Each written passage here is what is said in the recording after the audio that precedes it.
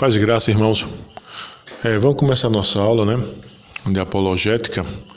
E o que eu quero trabalhar com os irmãos hoje, a gente vai fazer um resumo, uma síntese daquilo que a gente tem visto, E vê só, irmãos, o nosso modo de trabalhar é a apologética pressuposicional.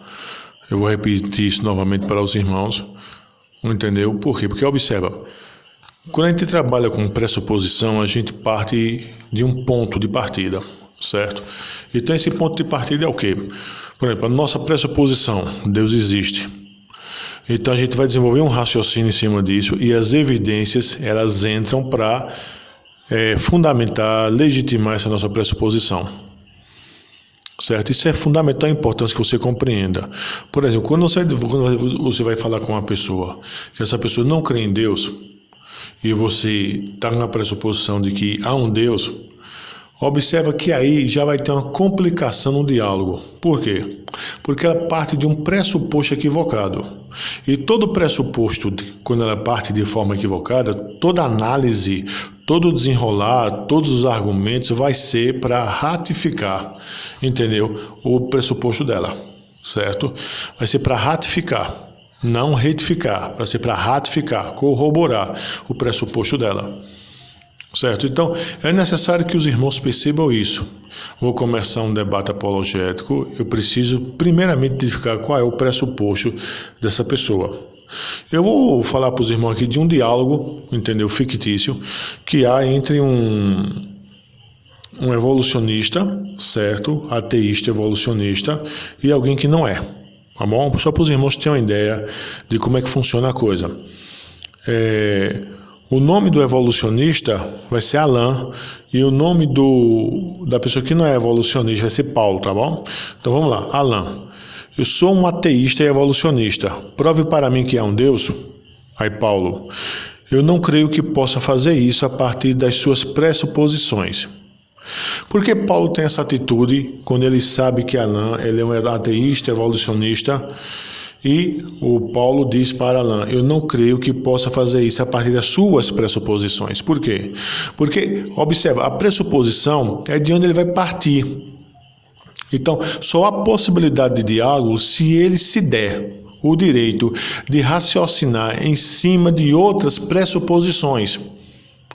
Porque se ele continuar raciocinando em cima da pressuposição dele, não se vai chegar a lugar nenhum. Então vamos continuar. Então Alain perguntou para Paulo, por que não? Aí Paulo vai responder, porque as suas pressuposições não vão permitir que você, preste atenção, examine de forma imparcial a evidência que eu apresentar a você da existência de Deus. Percebe isso? Então, a pressuposição dele impedirá ele de avaliar de forma imparcial as evidências. Certo? Então, por isso que eu já falei para os irmãos que é necessário que os irmãos saibam quais são as pressuposições. Porque quando você sabe qual é a pressuposição da pessoa, quando você sabe se a pessoa está com a mente aberta de querer, ou pelo menos ouvir você e tentar analisar o que você está dizendo baseado em outras pressuposições, não a dela, se a pessoa não tiver a fim de fazer isso, se a pessoa não tiver com vontade de fazer isso, nem sequer adianta você começar um debate. Certo? Mas vamos continuar, tá? Então observa, Alain diz da seguinte forma, isso porque não há evidência da existência de Deus, Alain foi logo duro, Aí Paulo diz, percebe? Assim você age, apenas confirma o que eu estou dizendo. Aí Alain diz, como assim? Aí Paulo vai dizer, a sua pressuposição é que não há Deus, logo não importa o que eu possa apresentar a você para mostrar a sua existência. Você deve interpretar isso de uma maneira que seja coerente com a sua pressuposição. Estão compreendendo? Então isso daí, irmãos, nos ajuda muito a nós dialogarmos a respeito da fé. Por quê? Volto a dizer, quando você aborda uma pessoa e aquela pessoa não tem, além de não ter a pressuposição que você tem, e além disso ela não quer se dar o direito de tentar raciocinar em cima de outra base, de outra pressuposição, nem adianta você conversar um debate, um diálogo com essa pessoa. Tá? Então, pessoal, Paulo continua dizendo da seguinte forma, se eu tivesse uma fita de vídeo de Deus descendo do céu, você diria que se tratava de um efeito especial, e de fato é. Veja só como é interessante. As pessoas dizem, Deus existe. Vamos supor, a apologética é evidencialista, tá? Ela parte da evidência. Então ela diz, olha, eu vou provar a você, vou trazer aqui as evidências, certo? Que Deus existe. Então, aquela pessoa, mesmo que ela seja evidencialista, ela sem perceber e ela sem se dar conta, ela está partindo de uma pressuposição. E a pressuposição dela é de que Deus existe. Então, todas aquelas evidências, para ela formar o sentido do mundo. Entretanto, uma pessoa que não é pressuposicionalista, que não é cristã, certo? Ela vai encarar aquelas evidências não do pressuposto que a pessoa que está apresentando encara. Ela vai dizer, bom, isso aí que você está me dizendo que é prova da existência de Deus, para mim eu interpreto de outro jeito. E você percebe que quando se começa um debate por evidências, não vai se chegar a lugar nenhum, porque a pessoa pode pegar essa evidência e fazer outra leitura. Compreende? Então, essa é a importância de você abordar o foco, de você abordar a pressuposição. Compreende? Então, entenda também a razão por que nós, durante esse período das aulas que estávamos de forma presencial, a gente estava trabalhando essa ideia de conteúdo. Por quê? Porque o conteúdo ele acaba fortalecendo tua pressuposição. Porque você já imaginou? Você vai conversar com determinada pessoa, apresenta uma pressuposição, mas o teu conteúdo que embasa essa tua pressuposição é fraco. Aí a pessoa pega e, através de 2, 3 palavras, ela faz você começar a questionar a tua pressuposição. Ou seja, ao invés de você evangelizá-la, a pessoa que desevangelizou você. Compreende isso, irmãos? Então, deixa eu continuar aqui, que é bem interessante isso. Então, veja só. O Paulo vai dizer para o Alan, né? Se eu tivesse uma fita de vídeo de Deus descendo do céu, você diria que se tratava de um efeito especial. Se eu tivesse 1 milhão de testemunhas oculares dizendo tê-lo visto, você alegaria que se tratava de histeria coletiva.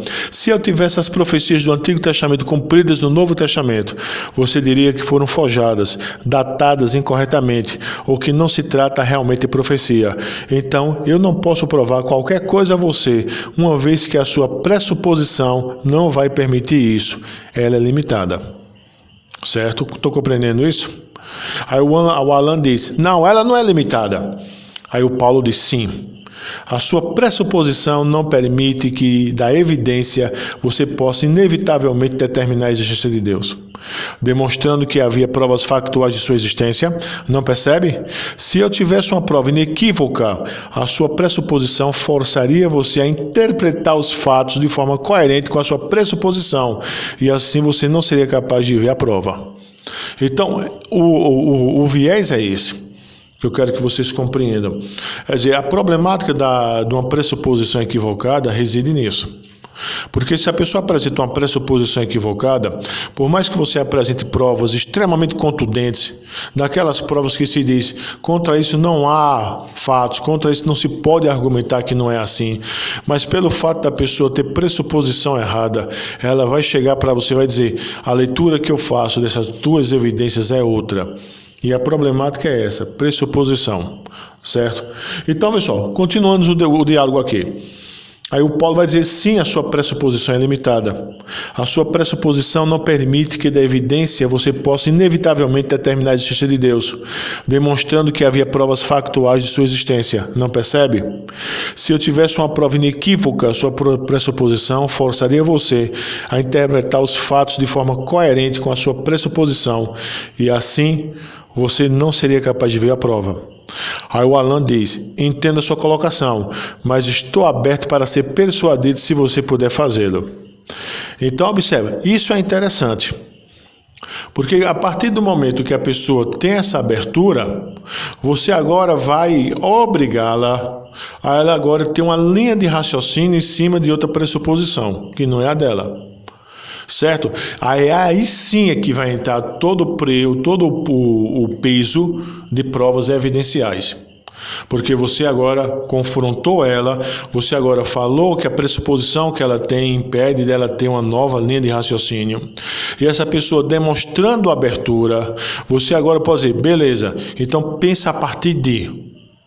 Se tu pensares a partir de, e se tu analisares as provas que eu tenho, aí vamos ver no que vai dar. Então vamos lá, pessoal. Aí Paulo diz, então devo perguntar, que espécie de evidência você aceitaria provando a existência de Deus? Preciso saber no que consiste as suas pressuposições para assim trabalhar com elas ou contra elas. Certo? Então observa que a apologética pressuposicional ela difere da apologética clássica, em que a apologética pressuposicional rejeita a validade das provas tradicionais para a existência de Deus. Um pressuposicionalista típico volta-se à cosmovisão de uma pessoa e procura mudar a base ou o fundamento a partir do qual a pessoa entende os fatos. Estão compreendendo, irmãos? Então o pressuposto é esse. Certo? O pressuposto é esse. Eu parto de uma pressuposição, eu pergunto se a pessoa quer mudar essa pressuposição, certo? E ela querendo mudar essa pressuposição, entendeu? Então sim. Aí eu posso questionar ela se ela tem a capacidade de analisar as evidências que estão sendo apresentadas através dessa nova pressuposição. Então, veja só, voltando a dizer aqui o caso, de forma bem simples para vocês compreenderem. Você vai dialogar com determinada pessoa. A primeira coisa que se faz, você faz uma pergunta a ela. Ela tem uma postura. Aí você pergunta, olha, por que tu estás falando isso? É óbvio que se você falar a palavra pressuposição, talvez ninguém nem sequer compreenda, nem sequer saiba o que danado é isso. Mas quando você pergunta, olha, por que você está dizendo isso? Você vai forçar a pessoa de forma inconsciente ela dizer a pressuposição dela. E quando você identifica a pressuposição dela, você pode confrontar e dizer, olha, não tem como eu apresentar uma prova inequívoca para você, porque você partindo a sua base de raciocínio disto que você está me dizendo, isso aqui vai impedir que você raciocine de forma correta. Então eu quero convidar você, a tentar analisar as coisas partindo de outra base. Porque quando você parte de outra base, certo? Aí a evidência vai ter peso. Aí agora, querido, também eu quero dizer uma coisa a você. Agora é que entra a questão da evidência. Porque tem certos irmãos que apresentam evidência tão fraca, tão fajuta, sabe? Que a pessoa diz, meu amigo, você me levou a mudar a minha pressuposição, a tentar compreender o que você está falando, partindo de um pressuposto que é igual ao seu, mas sinceramente essas evidências que você está me apresentando não servem para nada. Isso tem explicações. Então, aí é que você vai ver a importância do conteúdo, daquilo que eu tenho passado material para os irmãos, daquilo que eu tenho tentado mostrar para os irmãos. Leiam, estudem, para que os irmãos entendam isso. Compreende, queridos? Para que os irmãos percebam essa questão da apologética, para poder os irmãos entender a questão da pressuposição. Então, a pressuposição é algo importante, é assim. Certo? É sim. Tá? Eu volto a dizer, é vital que a gente sempre esteja indagando a respeito das nossas pressuposições. Certo? Se as nossas pressuposições são verdades. Os irmãos estão lembrados daquilo que eu falei na última aula, não é? Quando nós nos encontramos lá no seminário, de onde é que nós partimos? Nós partimos da palavra de Deus. Veja só, se você partir a respeito de algo que aconteceu com você, para falar a respeito de Deus, para falar a respeito de Cristo, você vai estar partindo de uma pressuposição, de uma base falsa. Porque a pessoa que está ouvindo você, ela também pode dizer o seguinte para você, bom, essa tua linha de raciocínio, ela é falha. Por quê? Porque já aconteceu isso comigo e a resposta que eu tenho para essa não é essa que você está dizendo, é outra. Certo? Então, quando você parte de uma evidência, certo? Você está dando o direito à pessoa de ela fazer uma releitura na evidência. Você precisa partir sempre da palavra de Deus. Agora eu volto a dizer, quando eu estou dizendo partir sempre da palavra de Deus, você deve tomar cuidado e você deve prestar atenção e você deve tomar atento, não é? Para saber da seguinte forma, será que aquilo que eu estou expondo da palavra de Deus é verdade? Será que aquilo que eu estou expondo da palavra de Deus é verídico? Será que essa minha pressuposição ela é inequívoca? Compreende? Porque, eu volto a dizer, se você parte de uma pressuposição falha, você cairá. Deixa eu dar somente um exemplo aqui a você. Jesus certa vez falou da seguinte forma, sobre a respeito da casa construída na areia e da casa construída na montanha, certo? Na areia e na montanha. Quer dizer, a casa construída na areia, ela é frágil. O fundamento dela é frágil. Quer dizer, quando tem o primeiro sopro, certo? A primeira ventaninha, a primeira chuva, ela, por ser frágil, ela vai cair, certo? Mas a casa que é edificada sobre a rocha, ela não vai cair. Então, entenda dessa forma: pressuposição é o fundamento da casa, pressuposição é a sapata, pressuposição são as pedras que você coloca, sobre as quais você vai erguer, entendeu? A tua parede. Pressuposição é isso, entendeu? Pressuposição é isso, tá? Então é necessário que você compreenda isso aí. Tá bom, pessoal? É necessário que você tenha esse discernimento. Pressuposição é justamente isso aí. É a tua sapata. Pressuposição é justamente onde você vai erguer a tua parede. Pressuposição é onde você vai erguer a tua casa. Então, se a tua pressuposição for falha, se a tua pressuposição for fraca, se a tua pressuposição ela for não tão sedimentada, você vai cair. Certo? E eu volto a dizer, por mais que você tenha a melhor evidência do mundo, se a tua pressuposição for fraca, a pessoa pegará essa tua evidência e fará uma nova leitura em cima dessa tua evidência. Eu quero contar aqui um caso para vocês. Por exemplo, sobre essa questão de evidências. Certa vez eu fui lá em Goiás. E eu fui para Goiânia e até no período, se eu não estou enganado, foi até quando eu fui ser ordenado pastor no meu presbitério. Então tinha um diácono lá de uma igreja que ele me levou para conhecer as cidades que fazem parte da Grande Goiânia. Então eu tive a oportunidade de conhecer a segunda maior basílica do Brasil, Igreja Católica. Tá? É um ponto turístico, ele está me apresentando a cidade e também as cidades circunvizinhas. Então, eu sou uma pessoa muito curiosa. Então, lá dentro dessa basílica enorme, não é bem uma igreja, é quase como se fosse uma cidade que gira em torno da igreja. Tudo gira em torno dela. Você tem orfanato, você tem centro médico, você tem hospital, tem um bocado de coisa lá. Então, tem um local lá que eu achei bem interessante, que é justamente a sala dos ex-votos. Certo? Ou seja, sala de pessoas que receberam graças, certo? E nesse lugar eu vi muita pele de onça. Isso me chamou a atenção. Eu vi muita muleta, cadeira de roda, essas coisas todas. E não era somente poucas coisas, a sala era grande, muitas coisas. Só que eu chamei a atenção a pele de onça. E eu perguntei: essa pele de onça é o quê? Então a pessoa lá me disse da seguinte forma: isso aqui era pessoas que na época que estava construindo Brasília, na época que o Centro-Oeste ainda estava começar a ser desbravado, as pessoas vinham para cá e aqui tinha muita onça no Pantanal. Tinha muita onça mesmo. Então, pessoas que se viam em situações apertadas de perigo, aí eles clamavam a proteção da Virgem, e a Virgem protegia. Então, a onça ficava paralisada, que dava tempo do cara pegar a arma e matar a onça. E para provar que essa onça que foi morta através dele por atuação da Virgem Maria, impedindo que a onça atacasse, a pele está aqui. Isso é uma pressuposição. Então observe, em cima disso, todos eles fazem uma leitura. Por mais que você chegue lá e diga: olha pessoal, isso aí pode ter outra explicação, mas eles não aceitarão. E por que não aceitarão? Por causa da sua pressuposição. Então toda a interpretação do mundo que eles fazem é baseada na pressuposição. Então vocês vão ver que cosmovisão, certo? Cosmovisão é a tua visão de mundo. Esses 2 livros que eu passei para vocês vão falar justamente sobre isso. Tá? Vão falar a respeito de cosmovisão. Que é necessário que você tenha uma apreensão correta a respeito das Escrituras para poder falar a respeito da sua fé.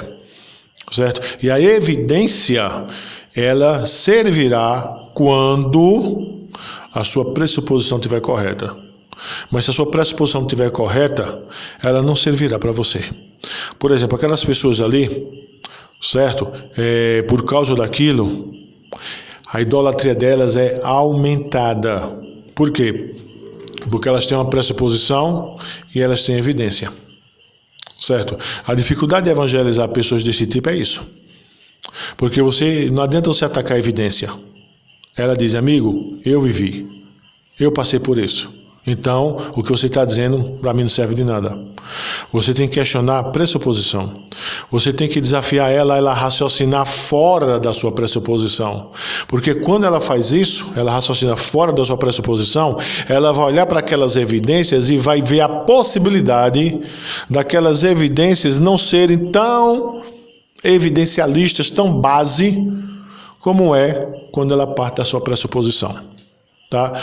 Então eu rogo a Deus que vocês estejam compreendendo isso, tá certo? Volto a dizer aquilo que eu já falei por áudio. Os que tiverem lido os materiais, certo? Falem no grupo, certo? Os grupos começam a produzir material escrito, porque se porventura as aulas não voltarem, vocês me entregam, certo? Aquilo que está lá na sala, que os irmãos podem estar observando, é aquilo que está sendo passado aqui, certo? Ou seja, é mais uma ferramenta, mas os irmãos que estão com dificuldade de acessar o Classroom não serão prejudicados, porque todo mundo tem Zap. Então só é botar lá o dedinho e assistir o vídeo, só é abrir o livrozinho e ler o livro, já que não pode comprar agora, faz a impressão, entendeu? Tem Zap, todo mundo pode se comunicar, só é uma questão de se organizar. Tá certo? Questão de se organizar. Todo mundo tem aí a tonelada de livro que eu já passei. E por fim até eu tinha passado livros que auxiliam os grupos. Tá bom, irmãos? Então vai dar para todo mundo trabalhar de forma correta, só é querer. Tá bom? Então eu rogo que o Senhor Deus abençoe e que cada um seja protegido da peste do coronavírus, tá certo? Deus abençoe a todos, irmãos. Até o nosso próximo encontro.